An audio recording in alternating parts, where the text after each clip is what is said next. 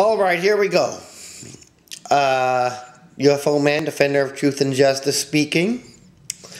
You see very bright white lights on television. It's a lie. You see a blinking light very lightly. That means it's the truth. I guess that's about it. God told me that I needed to update my website and maybe change my shirt that I expand on this, that I tell people about this situation. So let's keep it down like that. If you're at home, you see a blinking light and you're thinking about something you're puzzled about, no blinking light means it's true. You see a bright light, you see a light bulb get extremely bright, means it's a lie. Okay, how about we go to a television station now, and we're going to see a situation where God stepped in and he declared a guy a complete liar. So anyway, propaganda, lies, we get a bright light. Okay, here we go.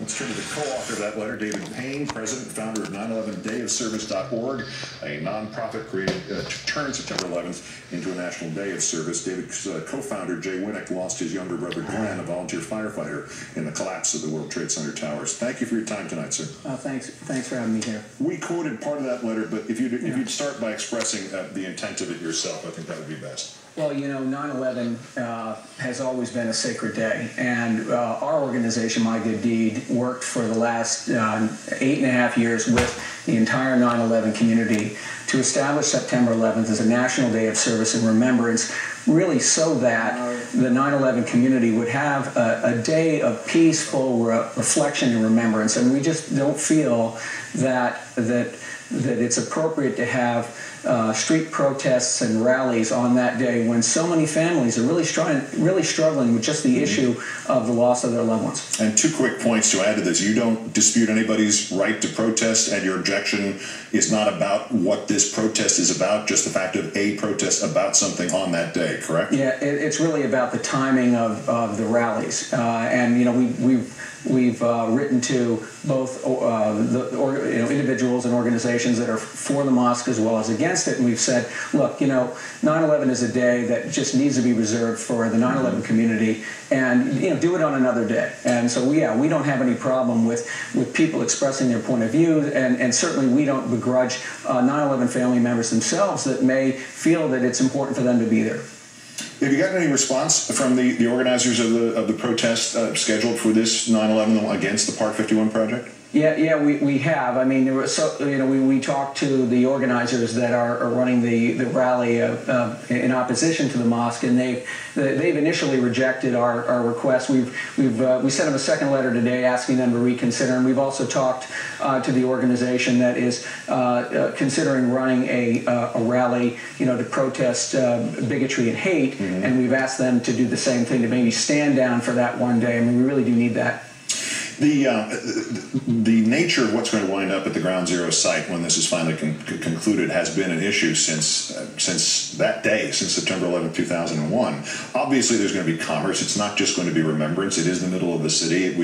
Originally, the thought at Gettysburg was just leave it alone and just leave it for prayer and remembrance, and then they needed the tourism there, to be blunt about Gettysburg.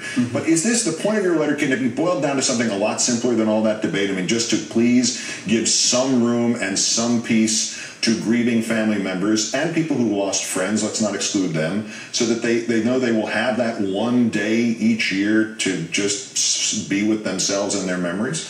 Yeah, I think that's exactly. I think you said it very, very well. I mean, you know, we all get caught up in these very, you know, important and serious topics that do result in a lot of controversy. But for, you know, the average 9/11 family member, you know, this is a widow that may be waking up every 9/11 and once again is dealing with the fact that her husband didn't come home 9 years ago, and she's having to deal with the issues of helping her family and her children through that, and it is a very difficult thing. I have to tell you, I mean, I've been working with the 9/11 community for 9 years. These people are heroes. They are absolute heroes, and they've gone through hell, and they need a day where they can have peaceful reflection, and remembrance, and we all owe that to them. And my goodness, we fight every day of the year. Why can't we just have one day where we can set aside our differences? You remember back in 2008, our organization called on both presidential candidates at the time,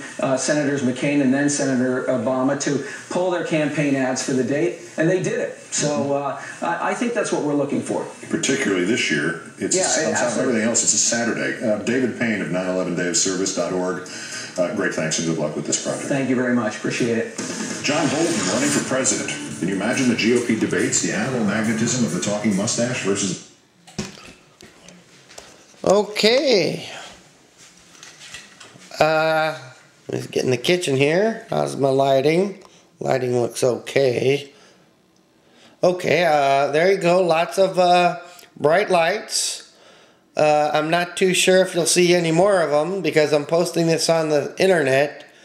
And the CIA, NSA, and FBI, who love to lie, will be terrified of people knowing the truth because, for one thing, when I was working for Lucent Technologies, the government was sort of spying on me and stuff. I had no idea that they were doing this, but now I know they were doing this. They sent me a document for signing up to the CIA, and in it said, "You will never retire." So so probably if you get a former CIA guy, former NSA guy, former FBI guy, and you see him on television, you know that they're not retired for good, and they do have connections. So look for lies.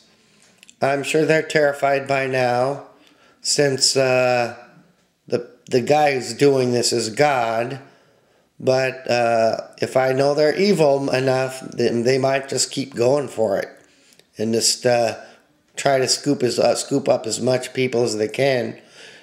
Anyway, that's about it. Later on, peace and love out. UFO Man, defender of truth and justice. Thank you very much.